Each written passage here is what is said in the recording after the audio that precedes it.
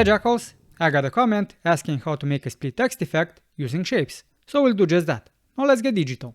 What we need is DaVinci Resolve 17 or 18 because previous versions don't have shapes.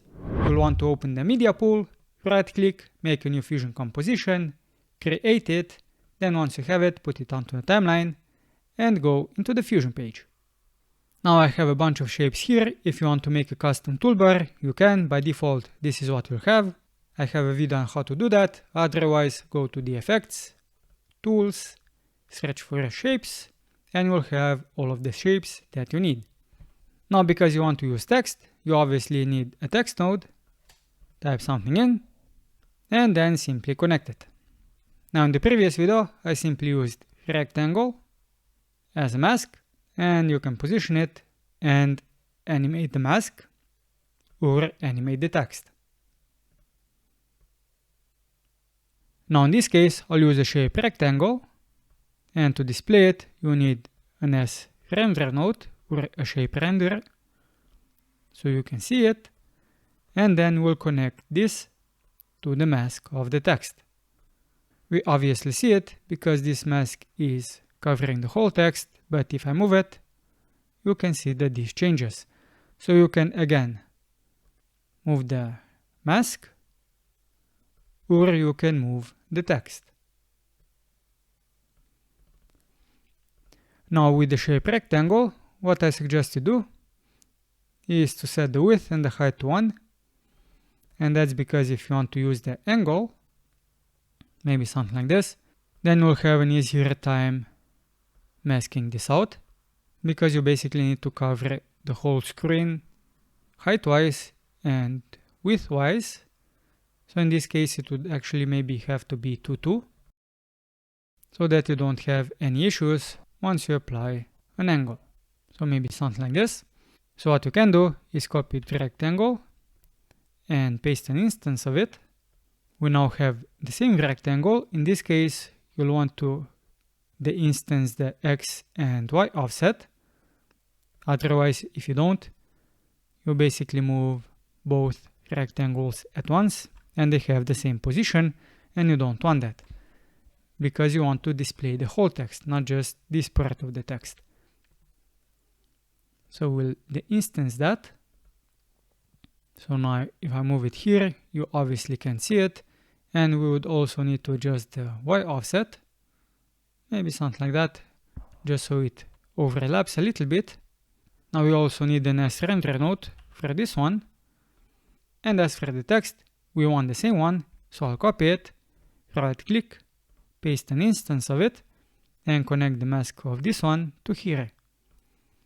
Then we need to merge these two together like this and connect this to the output. And now we have the whole text. So with the first rectangle, we'll cover a part of the text, and this one will cover the second part. Now what you can do is for the rectangles have instanced angle, which can be seen in the instanced rectangle node by this green field. Everything that is green is instanced. So when you move it, this angle also moves, and it is the same. But if you don't want that, you can simply deinstance it. I'll simply instance this back, set the angle to 0, and if you want to split the text horizontally, then one rectangle will have the Y offset be half height, so in this case it's 1. So we have a perfect split, and this is based on the height, and this one will be -1. So if you have the height as 1, this will be minus 0.5, and the other one will have 0.5. So now we could adjust the X offset to animate this. This is now basically a reveal, and the text is stationary, but you can go to the text, layout, and position the center X position. But in this case, you want to go into the instance text,